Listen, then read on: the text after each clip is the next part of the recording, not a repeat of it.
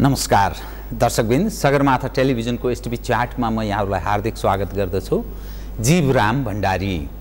आज यहाँहरू सामुन्ने उपस्थित हुनुहुन्छ राधाकृष्ण मैनाली। उहाँ वरिष्ठ वामपन्थी नेता हुनुहुन्छ, अनुभव प्राप्त व्यक्ति, पूर्व मन्त्री, राष्ट्रिय र अन्तर्राष्ट्रिय राजनीतिलाई साँचो मानेमा भन्दा नजिकबाट बुझ्ने त्यो सामर्थ्य राख्ने व्यक्ति। समग्रमा आज म उहाँसँग विविध विषय, नेकपा एमाले र नेकपा माओवादी केन्द्रबीचको भएको एकता र त्यसले घोषणा गरेको पार्टीको नाम नेपाल कम्युनिस्ट पार्टी, अनि अब समग्रमा नेपालको राजनीति कसरी अघि बढ्ला, यो एकता कसरी सम्भव भयो, यो हो कि यसले नेपाली जन नेपाल देशलाई के देला, अन्तर्राष्ट्रिय दृष्टिकोण कस्तो बन्ला, समग्रमा म आज उहाँसँग यही पेरिफेरीमा केन्द्रित रहेर कुराकानी गर्नेछु। सर्वप्रथम म उहाँलाई स्वागत गर्छु। स्वागत छ यहाँलाई। धन्यवाद धन्यवाद। म अब विषयमा प्रवेश गरेँ। कहाँबाट प्रारम्भ गरौँ भने तपाईको सिर्जना अघि तपाईको अहम र नेतृत्वदायी भूमिकामा बनेको नेकपा माले अघि नेकपा माले हुँदै एमाले बन्यो, एमालेबाट अहिले नेपाल कम्युनिस्ट पार्टी बन्यो।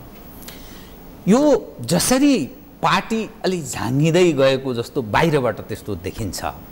माओवादी केन्द्रसँग एकता भयो, पार्टीको नाम पनि अब त्यो मार्क्सवाद लेनिन भन्ने विषयलाई छोडियो, नेपाल कम्युनिस्ट पार्टी भनेर भनिएको छ।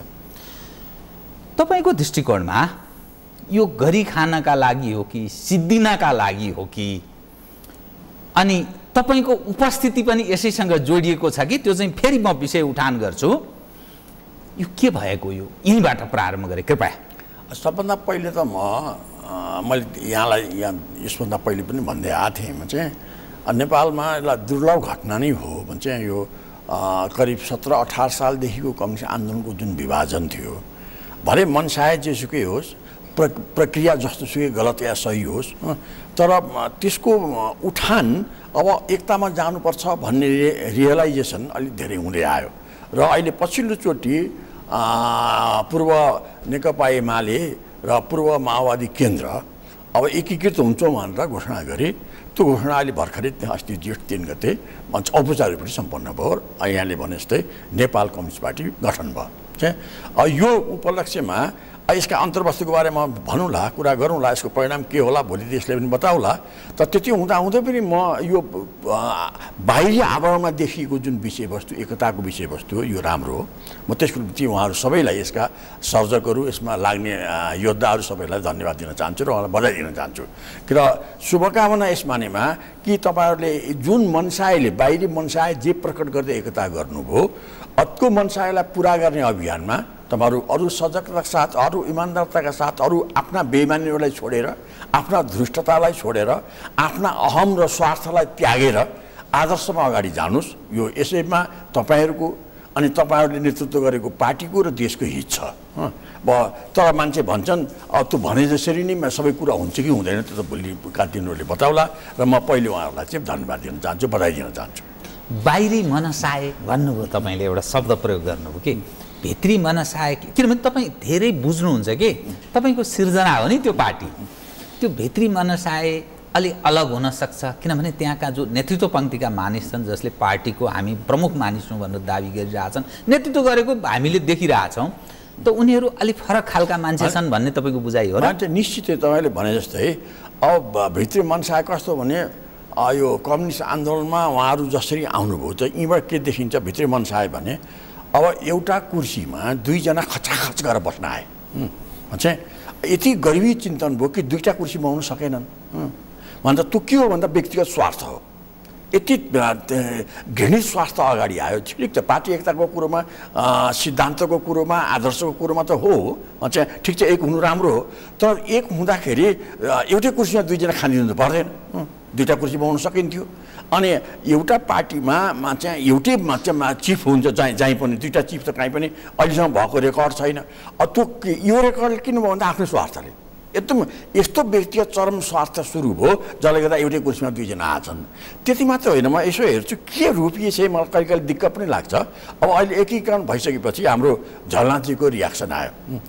अब झलनाथजीको रियाक्सन भने के हो भने कुर्सी साँटिएको मध्ये, पद पनि होइन। ओल्लो कुर्सी पल्लोमा गयो भन्ने बापतमा उहाँ जसरी च्याठिनु भयो वरियताक्रम वरियताक्रम त ओल्लो कुर्सी पर्सीमा गयो। अब कुर्सी मिलाउनेले पनि के गर्ने भन्दा जो आफ्नो नजिकमा छ उसलाई मात्रै धाप हान्ने हो। अलि पल्लो कुर्सीलाई चाहिँ सम्बन्धै नराख्ने खालको चाहिँ पहिलो कुर्सीवालाहरूकोमा चाहिँ मनसाए। दोस्रो कुर्सीवालाको पन्साए पदमा होइन कि त्यो चाहिँ वरियताक्रमको नाममा पल्लो कुर्सीमा परे बापतमा पुरा विश्व नै उल्टे जसरी उहाँको चाहिँ रियाक्सन अगाडि आयो। त्यति मात्रै होइन, अरू चाहिँ भीमरावलजीको रियाक्सन पनि त्यस्तै तितो आयो। त्यति मात्रै होइन, मैले घनश्यामजी लगायतमा चाहिँ हाम्रो योगेश भट्टराई लगायत अरू सबैको म देख्छु तलका साथीहरू सबै चाहिँ यस्ता चाहिँ तिर भएर उठिया छन्। अब पार्टी एक ढिक्का भएर जस्तो एउटा उखुको ढाक जस्तो एक ढिक्का भएर अगाडि आएको हुन्छ त्यस्तो नभएर सब तिर भाला जस्तो भएर अगाडि आछन्।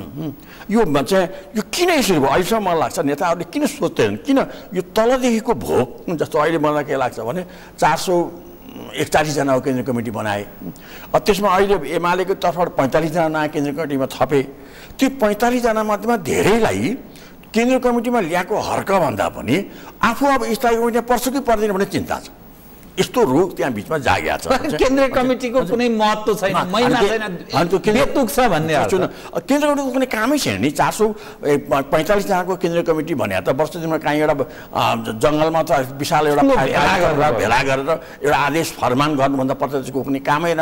अब केन्द्रीय कमिटीको जुन हैसियत हो त्यसको बेमान गरियो। अब म यसो हेर्छु, यसले हेर्दा यो सङ्गठन के गर्न खोजिया हो चाहिँ कस्तो महत्त्वकांक्षा जगाउन खोजिया हो।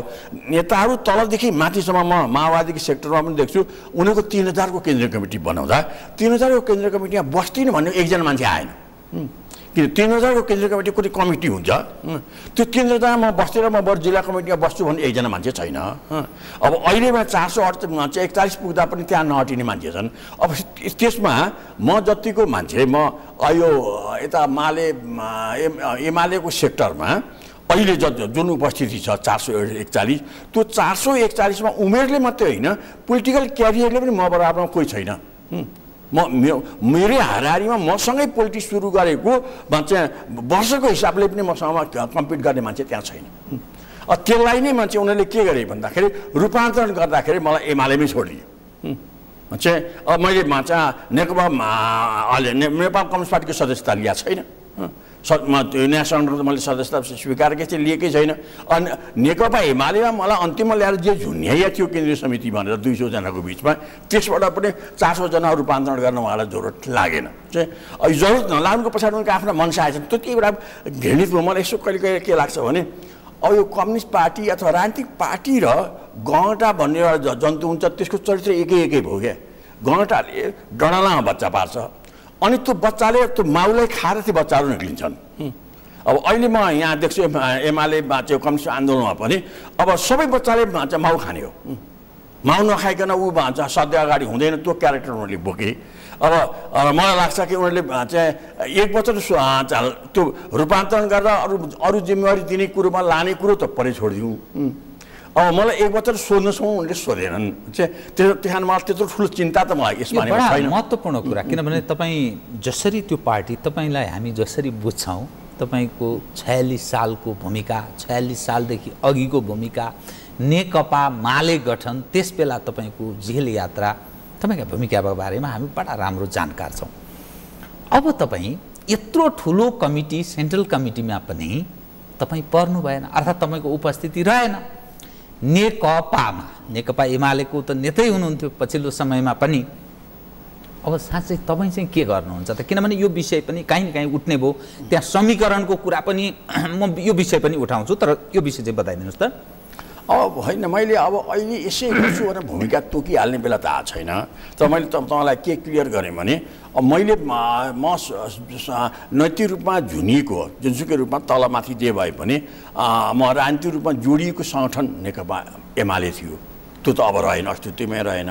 भनेपछि जो नयाँ जन्माए त्यसको सदस्य म भएकै छैन। अहिलेको अवस्था यति मात्रै हो भने चाहिँ अब भोलि के गर्ने भन्ने कुरो त भोलिका दिनले त्यसलाई बताउलान्। भने चाहिँ यो यसैबाट के देखिन्छ भन्दा अब नेताहरू मसँग कति पूर्वाग्रही बने चाहिँ अनि अथवा मेरो चाहिँ भूमिकालाई उनले चाहिँ 1% चाहिँ 400मा चाहिँ 400% पनि उनले पञ्चायतमा स्वीकार्नु पर्ने जरुरत जुन आएन। अब त्यसमा म आफूलाई नै त्यति धेरै मलाई दिनुपर्थ्यो भनेर रूढीमा चाहिँ एकदम राडे रुवाई गरेर उनसँग गएको त म छैन। चाहिँ तर मलाई के लागिरहेछ त्यति गरेर उनले जे गर्दैछन् त्यहाँ उनीहरूको बिचमा सन्तुष्टि, उनीहरूको बिचमा एकीकृतपन, उनीहरूको बिचमा एउटा राष्ट्रवाद, उनले चाहिँ देश उठाउने कुरोको चाहिँ पक्षपोषण गरिदिएदेखि त त्यो पनि एउटा शान्तिको विषय हुन्थ्यो, त्यो पनि एउटा सन्तुष्टिको विषय हुन्थ्यो, त्यो पनि देशको एउटा प्रगतिको विषय हुन्थ्यो। तर त्यति गरेर पनि त्यहाँ चाहिँ स्थिति त्यति सजिलो छ जस्तो मलाई लाग्दैन। चाहिँ उहाँहरूका बिचका यसो जति 3-4 दिनकै बिचमा जुन मर्मरिङहरू बाहिर आएछन्, जुन एउटा हल्ला र सुसेलीहरू बाहिर सुनिया छन्, त्यो देशको प्रगतिको निम्ति साधक हुने खालका छैनन्, जसले गर्दा सङ्कटहरू गहिरिने, हेर्दा एकता ठुलो देखिने, त्यो एकता सुनिएर मोटाएको हो कि साँच्चीकै बलवान भएर चाहिँ मोटाएको एकता हो, त्यो कुरोमा चाहिँ छानबिन हुन र निर्गुण हुन अझै केही समय लाग्ला। चाहिँ त म उहाँसँग कुनै दुष्ट आकाङ्क्षा राखेर उहाँहरूको गतिविधि बिग्रियोस् त म भन्न चाहन्न। तर मैले भन्दै नभने पनि उहाँहरूका गतिमतीले चाहिँ गतिमतीले एउटा पोजिटिभ दिशातिर गइरहेको म देख्दिनँ। तपाईँको एउटा पुस्तक छ नि नलेखिएको इतिहास, त्यो पुस्तकमा धेरैका कुराहरू उजागर भएको छ। तपाईँ साँच्चै त्यो पार्टीको नेता भन्दा पनि यो समाजको एउटा अगुवा व्यक्ति, मैले जो देखेँ, जो इतिहासमा धेरै मानिसलाई यो जानकारी रहनुपर्छ, धेरैले बुझेका छैनन् भन्ने हिसाबले तपाईँले छर्लङ्ग पार्ने प्रयास गर्नुभएको छ। त्यो पुस्तक मैले पुरा डिटेल पढेको छु। कतै त्यही पुस्तकले चाहिँ यो अहिलेका नेताहरूलाई असर गर्यो कि क्या हो? त्यो यहाँले भनेको कुरो केहीसम्म हो जस्तो मलाई किन लाग्छ भन्दा अहिलेका नेताहरू त्यहाँ भुरे टाक्रेदेखि दिएका वरिष्ठ नेताहरू पार्टीका 1 नम्बर सञ्चालकहरू सबै के चाहन्छन् भन्दा अनि चाकरी र प्रशंसा मात्रै चाहन्छन्। अनि अतिरञ्जित प्रशंसा जसले गरिदियो त्योसँग दङ्ग हुन्छन्। चाहिँ यो ठ्याक्कै दरबारीय शैली हो। चाहिँ हिजो राजा महाराजाहरूलाई कुनै पनि कुरोको टिप्पणी सही हुँदैन थियो, उनलाई जतिसक्दो चाहिँ एकदम चाहिँ भूमिका उठाएर कुरो गरिदियो भने दङ्ग पर्थे। ठ्याक्कै त्यही कल्चर उनीहरूको बिचमा आछ, जसले मैले त्यो किताबमा मैले कसैको विरोध गरेको छैन अनि मैले कसैको चाकरी पनि गरेको छैन। जे थियो त्यो भनेको छु। चाहिँ मेरो दृष्टिमा जे देखिया थियो म चाहिँ होला मैले देखिया कुरोमा पनि कति बाच्चामा अलिक तलमाथि 1-2-4% परे कि त्यो त मान्छेको देखाइमा फरकको कुरो आयो। म 100% ब्रह्म वाक्य त म त्यसलाई पनि मान्दिनँ, तर पनि मैले देखेको कुरो इमान्दारीपूर्वक राखेको छु। साथीहरूको कमीहरू उकाइदिएको छु। त्यो कमीहरू किन उकाएको छु भन्दाखेरि ती सुधार्यो भने त देशलाई अलिकति फाइदा होला नि त, पार्टीलाई फाइदा होला, उहाँहरूलाई फाइदा होला, राष्ट्रलाई फाइदा होला भन्ने मनसायले। अनि उहाँले जे गलत काम गर्नुभयो, मैले गलत काममा मैले एकदम उजागरै कुरो गरे भने चाहिँ त्यो 45मा चाहिँ 46को आन्दोलन ताका जसरी अहिले पछि माओवादीलाई इन्डियाले बकअप गरेर देशमा गणतन्त्र ल्याउन हतियार दियो, त्यो कुरो त्यसैमा आएको थियो। स्वयं माधवजीले नै बैठकमा उठाउनु भएको थियो। चाहिँ अब त्यो मैले मेरो मेमोरी कुनै म बौला भएको छैन। चाहिँ उहाँले जसरी राख्नुभयो, मदनले त्यसलाई जसरी प्रतिकार गर्नुभयो, भले अहिले त्यहाँ धेरै त्यो सुन्ने जाने साथीहरू गुपचुप छन्, किन त्यो कुरोलाई हो या त होइन भन्यो भने अथवा हो भनिदियो यथार्थलाई बाहिर निकालिदियो भने उनीहरूको पनि पद धरापमा जान्छ। जस्तो मेरो पद धरापमा गयो भने चाहिँ त्यस्तै मलाई मेरो पद धरापमा गएकोमा कुनै मान्छेमा चाहिँ दुःख लागेको छैन। तर मैले साँच्चै कुरो हो चाहिँ देशमा जे अनर्गल हुन खोजिएको थियो र जे नेताहरूले जसरी त्यसलाई सोचिरहेको थिए त्यो कुरोलाई बाहिर ल्याइदिए मलाई ठिकै लागेको छ। चाहिँ यो कुरोले पनि मलाई लाग्छ चाहिँ त्यहाँ ठुलै भूमिका खेल्यो। चाहिँ माधवजी चाहिँ मैले जे काम गरेँ चाहिँ अर्कैलाई मैले जसरी निकालेको थिएँ त्यसलाई ल्याएकोमा मेरो सन्तुष्टि छैन भनेर उनी बार भन्दै थिए अरे। अब ओलीजीलाई पनि लाग्यो होला कि यसले त मैले लिएर आएँ, मेरै मान्छे गुणगान गाउँछ भने त मेरै पनि कमजोरी खोताल्न थाल्ने भयो मान्छे। अब यसै भएपछि उहाँहरू दुइटैको चाहिँ सहमति एउटा के कुरो हो भने अब यो चाहिँ पण्डितलाई यहाँ लिएर आयो भने अब हाम्रो चाहिँ पुराण त्यसले लाउँदैन, पुराण त अरूकै लाउने भयो, वास्तविकताको पुराण लाउने भयो भन्ने नाउँमा उहाँहरूले दुइटै मिलेर चाहिँ बाहिर हटाएको। त्यो हटाएको मलाई त्यति धेरै चाहिँ दुःख पनि होइन अनि त्यति धेरै आनन्द पनि होइन। आनन्द यस मानेमा होइन कि मैले नै सिर्जना गरेको पार्टीमा मेरै बच्चामा सम्पर्कलाई भने टुटाइदिएँ। त्यो केन्द्रीय कमिटीमा सम्पर्कभन्दा बाहिर केही पनि थिएन। कहिले वर्षमा एकचोटि भेट हुन्थ्यो, क्या खुवाएर पठाउँथेँ, त्योभन्दा बेसी त केही जिम्मेवारी मलाई दिएका थिएन भने चाहिँ त्यसले आफ्नो एउटा सम्पर्क थियो। त्यो सम्पर्क टुटाए अलि दुःखी लागेको छ। अब सुख यस मानेमा राखेको छ यिनीहरूले जति बेइमानी गर्छन्, जति सङ्कट सुरु गर्छन्, जति राष्ट्रलाई घात गर्ने काम गर्छन् त्यसमा मेरो नैतिक जिम्मेवारी रहेन। चाहिँ त्यस मानेमा मलाई भन्छ आनन्दै पनि लागेको छ। अब भोलिका दिनमा के हुन्छ भोलिका दिनले बताउलान् मान्छे। यसैले मलाई लाग्छ यिनीहरू साह्रै पूर्वाग्रही, साह्रै चाहिँ स्वार्थी, अनि आफ्नो बारेमा भन्दापछि अब एकीकरण पछाडि जुन नेताहरूका जिन चकचकहरू देखिए आफ्नै मात्रै चिन्ता छ। ओलीजीलाई आफ्नै सुप्रिमोमा कसरी हुन्छु भन्ने उहाँलाई चिन्ता। अब अर्को मान्छे सुप्रिमो घोषणा गरेर आएका प्रचण्डजीलाई आफ्नै सुप्रिमो कसरी स्थापित गर्ने चिन्ता। अब झरनाजीले देखाइ नै हाल्नुभयो, नाङ्गे रूपले देखाउनु भयो कुर्सी बदलियो भन्ने उहाँको आक्रोश लगायत अरू। अब नयाँ पिँढी पुरानो पिँढीलाई सबै हुत्याएर नयाँ पिँढीले चाहिँ ग्याममा मान्छे शासन गर्ने भनेर हाम्रो घनश्याम र योगेश्वरहरू जो लागेको थियो, उहाँको 70 वर्ष पाबन्दी हट्यो, त्यसमा उहाँहरू फ्ल्याट काएर बस्नुभएको छ भने चाहिँ अब कसरी हाम्रो अगाडि जाने? किन हामी त स्थायी कमिटीमा पनि विभिन्न पदाधिकारीमा थियौँ, पदाधिकारिता नै हटेपछि अब आउँदो सम्मेलनमा के हुने हो भन्ने उहाँलाई सङ्कट, आफ्नै सङ्कट। त्यो राष्ट्रको पार्टीको सङ्कट छैन यहाँ कसैको दिमागमा, आफ्नै बारेको सङ्कट र चिन्ता उहाँहरूको बिचमा अति बेगर भएर अगाडि आछ। यसैले मलाई लाग्छ कि हामीले अब यो अहिले पनि म आग्रह चाहिँ के गर्छु भने माथिल्ला कमिटीमा बस्ने जिम्मेवार नेताहरूले यस्तो सङ्कट पार्टीभित्र कसरी आयो, किन आयो, के कारणले आयो? किन सबै महत्त्वकाङ्क्षीको चरमचुलीमा जाने उयोमा चाहिँ एउटा बाँसको रुखमा भँगेराहरूमा चाहिँ बस्यो भने त 150 भँगेरा आँट्छन्। गिद्धहरू चाहिँ बस्छ 10वटा भने त भाँसै भाँचिन्छ नि, सबै गिद्धहरू चाहिँ बाँसमा बसेका छन्। यी गिद्धहरू पहाड पछारिने स्थिति आउँछ, किन यसले सही बाटो ठमाउन लान दिँदैन। त्यहाँ एउटा रुखमा भँगेरा होइन गिद्ध बस्न थाले चाहिँ यो अवस्थामा चाहिँ उहाँहरूले सृजना गर्नुभएको छ। सोच्नुहोस् किन यो आयो? उहाँहरूकोमा चाहिँ सुप्रिमो महत्त्वकाङ्क्षाको कति भूमिका छ, ग्रुपिजमको कति भूमिका छ, विदेशी चलखेलमा अँगालो हाल्ने कुराको कति भूमिका छ, चाहिँ अब राष्ट्रिय शक्तिलाई सम्वर्धन नगर्ने कुराको कति भूमिका छ? यी सबै भूमिकाहरू सोचेर उहाँहरूले अझै पनि सुध्रिन कोसिस गर्नुभयो भने अझै पनि समय छ। मैले यहाँलाई भनेको थिएँ भने चाहिँ एक त अब नहुने कुरो अगाडि आयो भन्ने बेला पनि यहाँसँग मेरो एकचोटि भेट भएको थियो र मैले त्यसरी भनेको थिएँ अन्तिम सङ्कटमा पऱ्यो भने यिनीहरू अहिलेसम्मका जुन मान्छे गोरेटोमा जसरी अगाडि गर्छन् चापचुपा फर्केर एकता चाहिँ गर्न सक्छन्। किन उनीहरू सङ्कट आफूलाई फिल गरे भने अहिले सङ्कटै फिल गरेर एकता भएको। यो कुनै सहज रूपले सैद्धान्तिक सचेतनताले देश विकास गर्ने हैसियतले अनि अथवा अब राष्ट्रवादलाई समुन्नत गर्ने हिसाबले यो एकता भयो भन्ने मलाई त लागेन। यो आफ्नो पदको सङ्कट अगाडि आयो, त्यो सङ्कटकै कारणले उनले झटपट एकता गरे।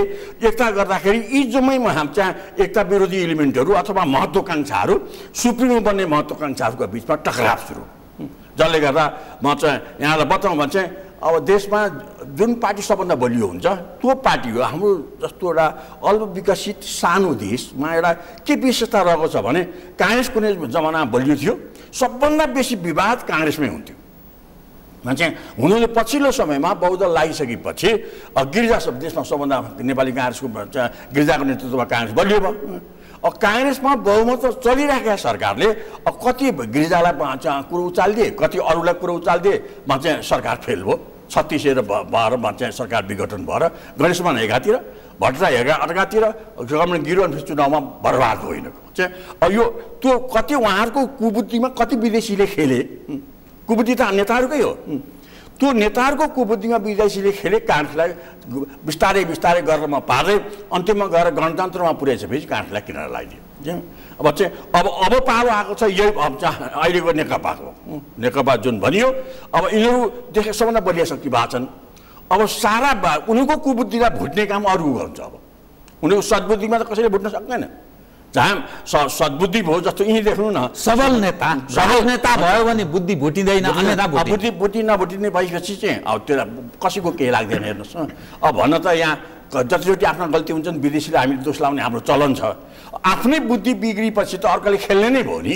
एउटा विषय म जोडेँ है, राज संस्था सबल बलियो थियो भनेर भनिन्छ होइन, त्यो काहीँ न काहीँ निर्णायक भूमिका राख्थ्यो। साँच्चै सङ्कट पर्दा राज संस्था सिद्धियो। काङ्ग्रेसको बडा लामो प्रजातान्त्रिक इतिहास छ, फेरि परिवर्तनमा निर्णायक भूमिका, नेतृत्वदायी भूमिका निर्वाह गरेको काङ्ग्रेस साला खाला टुङ्गेको जस्तो अथवा निरीह कमजोर भएको त्यस्तो अवस्था छ। अब कम्युनिस्ट आए, कम्युनिस्ट बलियो देखिया छ। अहिले देश नै उनीहरूको छ। साँच्चै भन्यो भने 6वटा प्रदेश टोटल उनीहरूको छ।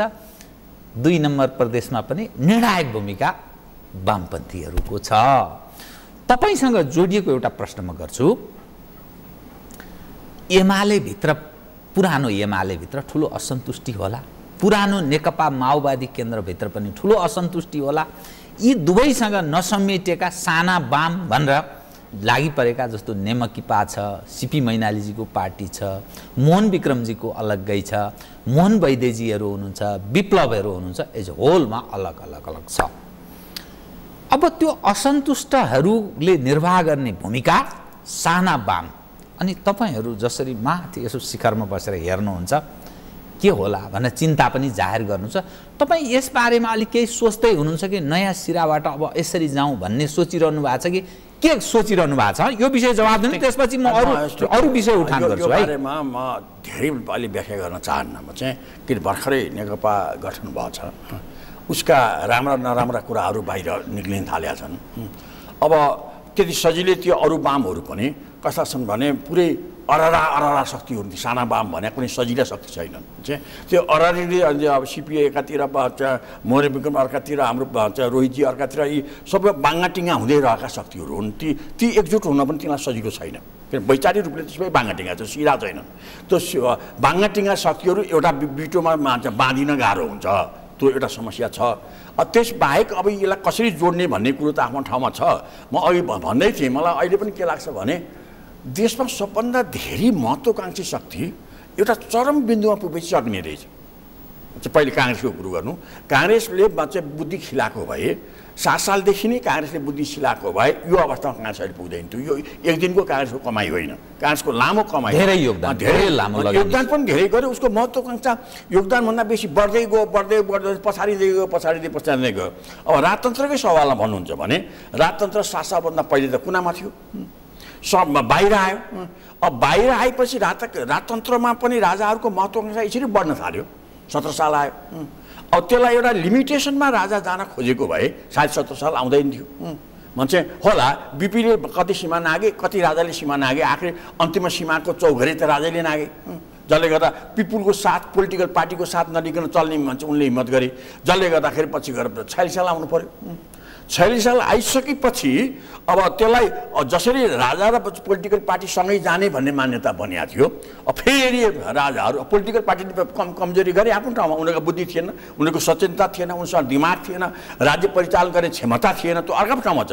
त्यो क्षमतालाई त कमसे राजा त्योभन्दा पहिले परम्पराबाट आएको राजाले त त्यो पो सिकाउनु पर्थ्यो त।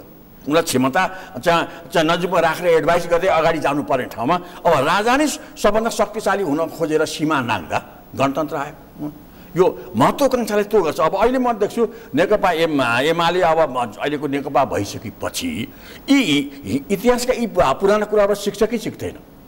महत्त्वकाङ्क्षा चर्को भएपछि सिद्धिँदो रहेछ भन्ने जुन एउटा ऐतिहासिक पाठ नेपालकै धरातलमा आएको छ। अनि त्यहाँ पुगेपछि आफ्ना कमजोरी आउने रहेछन्, ती कमजोरीमा विदेशीहरूले खेल्ने रहेछन्।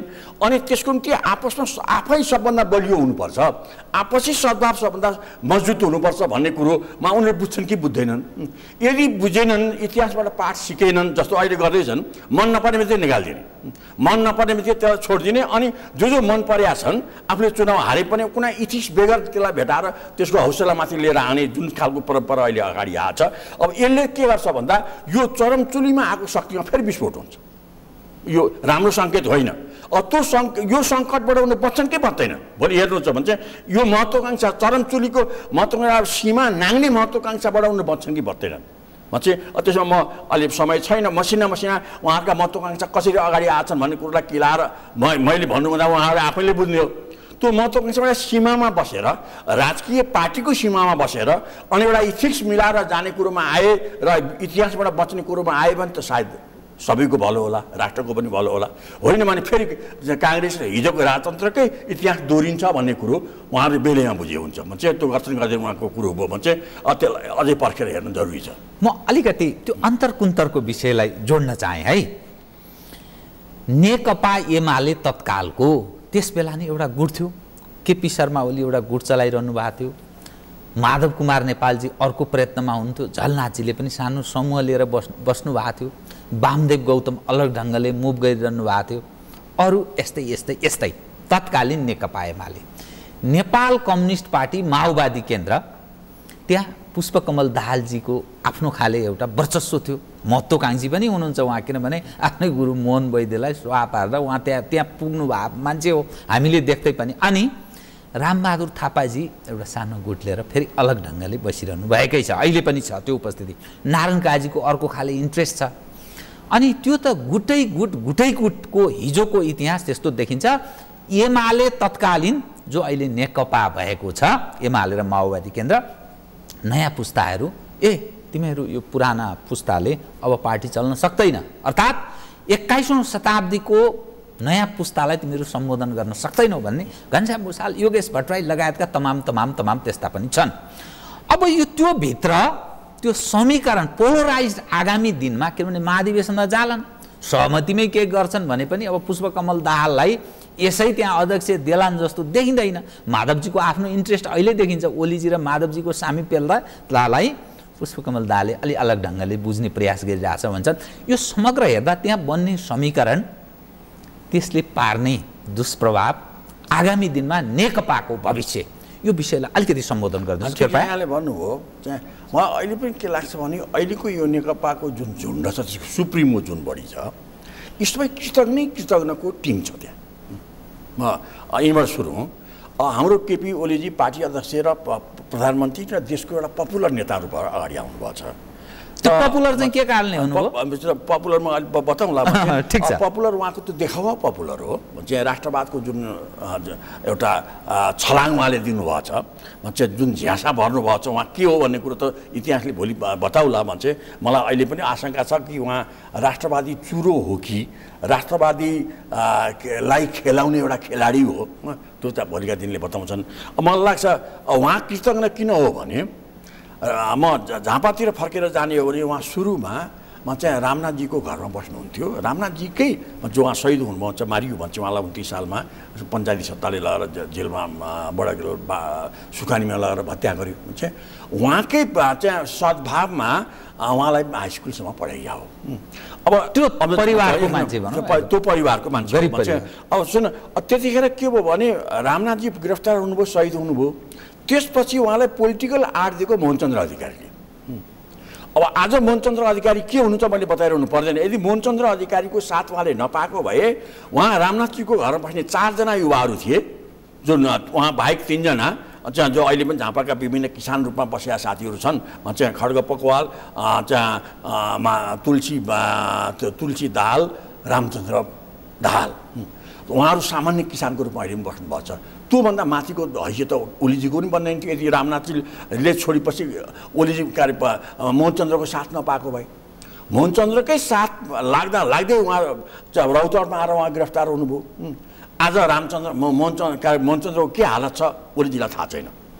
भन्दा उहाँ जेलकै कुरो गर्ने हो भने म धेरै आफ्नै बारेको कुरो गर्दिनँ। मैले पनि धेरै थोर उहाँलाई सहयोग गरेका थिएँ। चाहिँ अब उहाँलाई जसले सहयोग गर्यो त्यो उहाँको राजनीतिक जीवनमा किन त उहाँले किरणा लगाइदिनु भयो।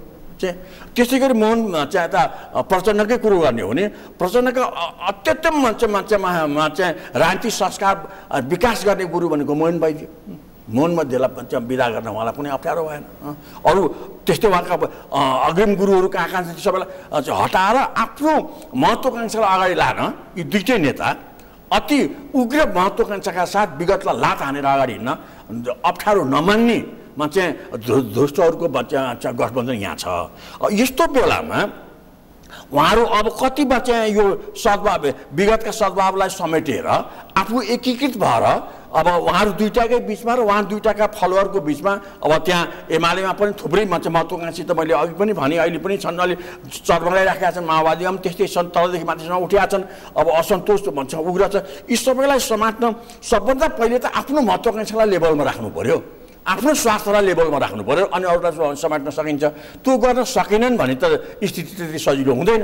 चाहिँ त्यस कारण म अहिले पनि के उहाँहरूलाई के आग्रह गर्न चाहन्छु भने यी बेमानहरूको झुन्ड अब हामी इमान्दार भयौँ भनेर यी कार्यकर्ताको बिचमा मात्रै तपाईँ आफू पेस हुनुहोस्।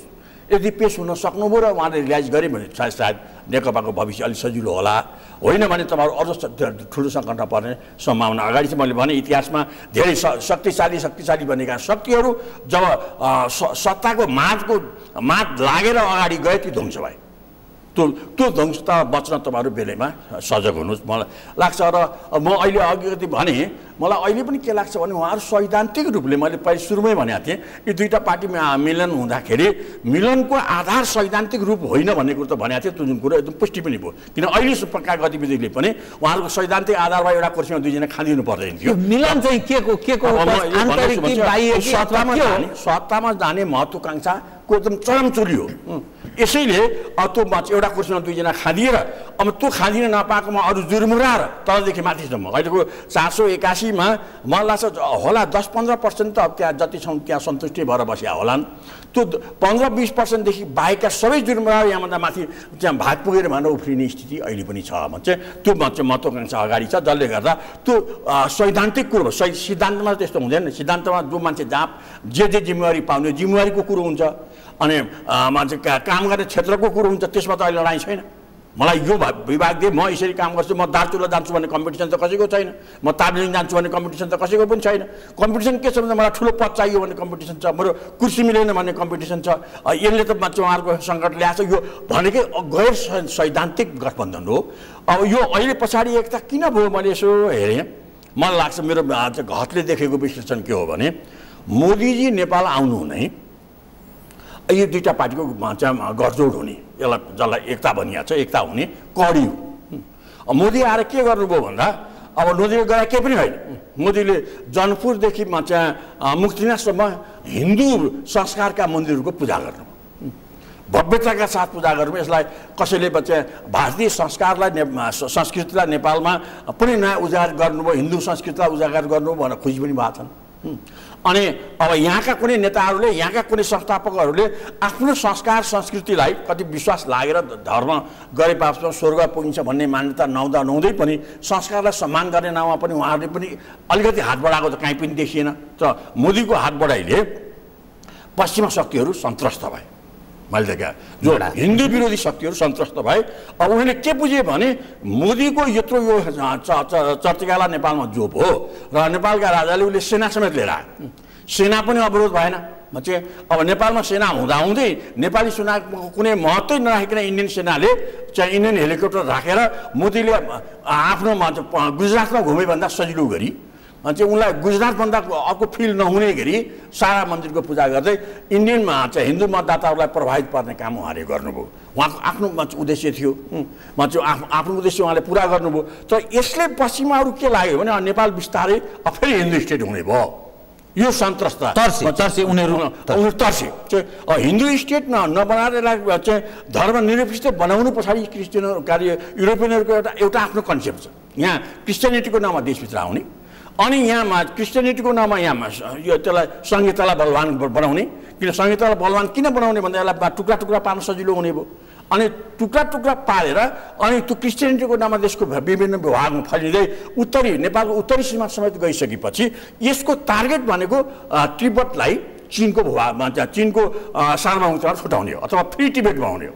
यो फ्री टिबेट मुभको एउटा एकदम असलियत भूमिका भनेकै यहाँ क्रिस्चियन प्रभावलाई अगाडि ल्याउने हो। त्यसको लागि हिन्दू स्टेट यहाँ नाश गर्नुपर्छ र दीर्घकालीन योजना हो। यो दीर्घकालीन योजनामा सङ्कट देखेपछि अब यो पश्चिमाहरूले यहाँ दबाब हाले। अब पश्चिमाहरू दबाब कहाँ हाले भन्दा जजले उनले मद्दत गरेका थिए। जजसले चाहिँ पश्चिमाहरूबाट ल्याएर आफ्नो यहाँ दानापानी सञ्चालन गरेका थिए। त्यो सबभन्दा ठुलो दबाब चाहिँ पऱ्यो माओवादीमा। अनि माओवादी पछाडि एमालेका नेताहरूमा दबाब पर्यो। अब ओलीजीलाई के भन्यो भने एकता भएन भने तिम्रो सरकार गिर्छ। अब सरकार गिर्ने भूतले त उनलाई चाहिँ एकै मिनटमा चैनसँग बस्न दिँदैन। त्यो भनेपछि सरकार गिर्छको भूत ओलीजीलाई लगाइयो। अनि अब हिन्दू स्टेट आउँछ र तिम्रो हाम्रो चाहिँ हैसियत यहाँ चाहिँ खतम हुने भयो भनेपछि माओवादी खेमा जुर्को उठ्यो, एकता भयो। त यो एकता भनेको पश्चिमी प्रेसरमै भएको एकता हो। कुनै नेपालको सिद्धान्त आइडियोलोजी जो भनिया थियो त्यो भनेको आधारमा भयो जस्तो मलाई लाग्दैन। त अब यसले के भयो स्थिति आछ भने अब इन्डिया चाहिँ अहिले पनि पेपरमा चर्चा आउन लागेको छ। यस पछाडि इन्डियाको दुईवटा मोदी इन्डिया र काङ्ग्रेस आईको इन्डिया। अब काङ्ग्रेस आईको इन्डिया यहाँ जे भइरहेछ त्यसमा उद्धत छ, एकदम ठिक छ भनेर काङ्ग्रेस सन्तुष्ट छ र यस अझ पक्का भन्छ। अब मोदी इन्डिया यसमा अलिकति सन्तुष्ट छैन। चाहिँ सन्तुष्ट नभएर ऊ खामोस भएर बसिया छ। अब यसमा के अर्को स्टेप के चाल्छ त पछिका कुरा हुन्। चाहिँ अब यसबाट के छ भने चाइनिजहरू चाइनिजका दुईवटा रूप छन्। बाहिर एउटा स्थिर सरकार नेपालमा आउने भयो जसले गर्दा चाइनिज कनेक्टिभिटी अगाडि जान सक्ने भयो भन्ने कुरोमा चाइनिजहरू एकअर्कासँग बाहिर त खुसी छन्।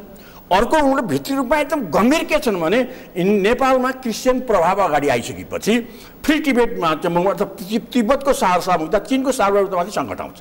यो चाइनिजहरूले राम्रै बुझेका छन्। यस मानेमा उनीहरू अति गम्भीर छन्, अति सचेत रूपले अगाडि आएका छन्। यसलाई कसरी यसको यसको रोकथाम कसरी गर्ने उनीहरू पनि आफ्नो योजनामा होलान् भन्दा दुईटै छिमेकीहरू एकदम नजिकका छिमेकीहरू मलाई लाग्छ अहिलेको यो एकता पछाडिका गतिविधिहरू एकतामा साथ दिने शक्तिहरूका गतिविधिले सन्तुष्ट छैनन्।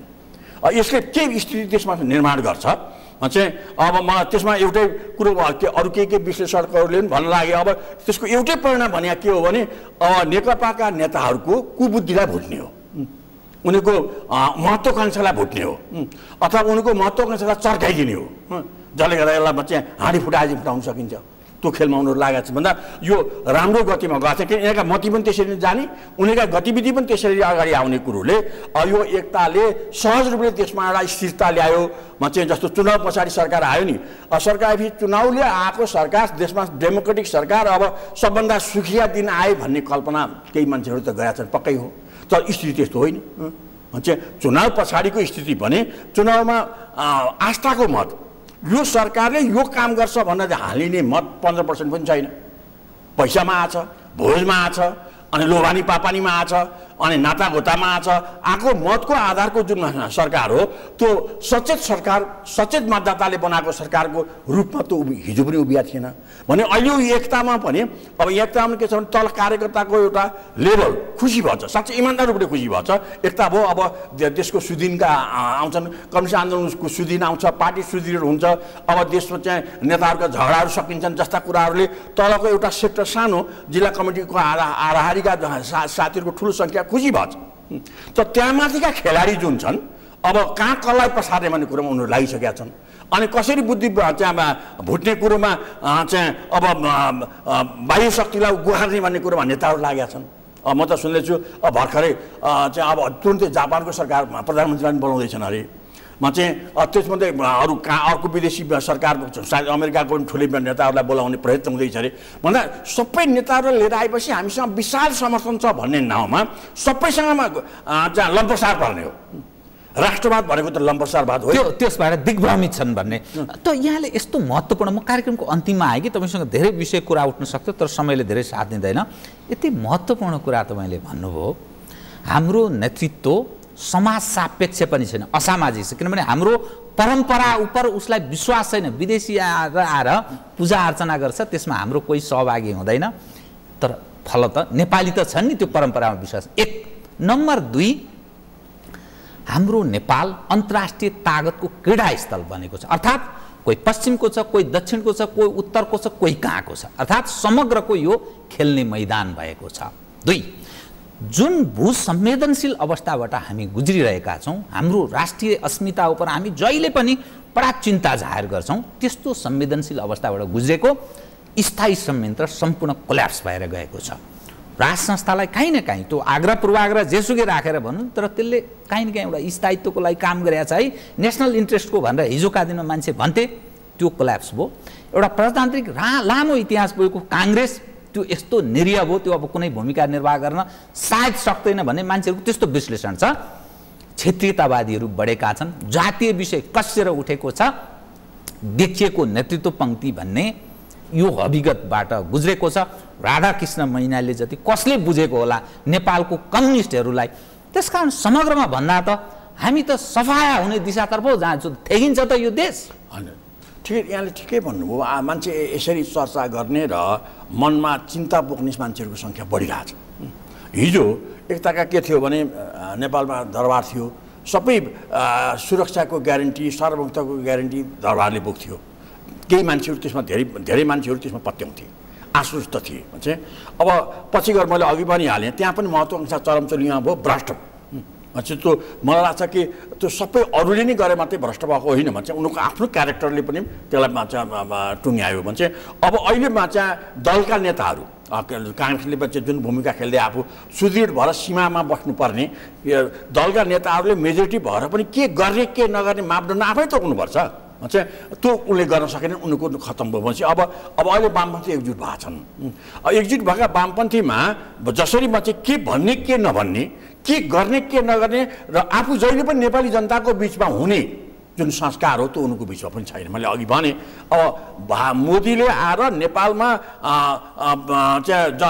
जानकीको र मुक्तिनाथको पूजा गरेर भाजपा मतदाताहरू बढाउन सक्ने अब यहाँका मतदातालाई प्रभावित पार्न स्वर्गै खोजेर त होइन नेपाली संस्कारको संस्कृतिको समृद्धिको लागि गएर एउटा पार्टी चलाउन नेपाली नेता नसक्ने यो अभिगत छ उल्टै यस अभिगतलेबाट अब यहाँ हिन्दुत्व अगाडि आउने भयो भन्ने नाउँमा म चाहिँ अनि तमसरण भएर चाहिँ म चाहिँ अरूको गर्न जाने र अनि फेरि आपस एकता गर्नुपर्छ भन्ने कुरो पनि नबुझ्ने आपसी सदा अहिले पनि यहाँले भने जस्तो यदि अहिलेको एकीकृत नेकपाका जम्मै नेता अथवा अहिले सामान्य भाषामा भन्ने भने 441 मात्रै एक ढिक्का भयो भने पनि देश केही दिन टिक्ला मान्छेले सोच्लान् कि यो शक्ति छ शक्तिको रूपमा अगाडि आउनु पर्यो नि झुन्डको रूपमा होइन स्वार्थको बिटो होइन चाहिँ एउटा देशको राजकीय शक्ति देशको एउटा जनपक्षीय शक्तिको रूपमा उनीहरू अगाडि आउन जनताको बिचमा त्यसरी पेश हुनु पर्यो त्यो स्थिति देखा परेको छ उहाँका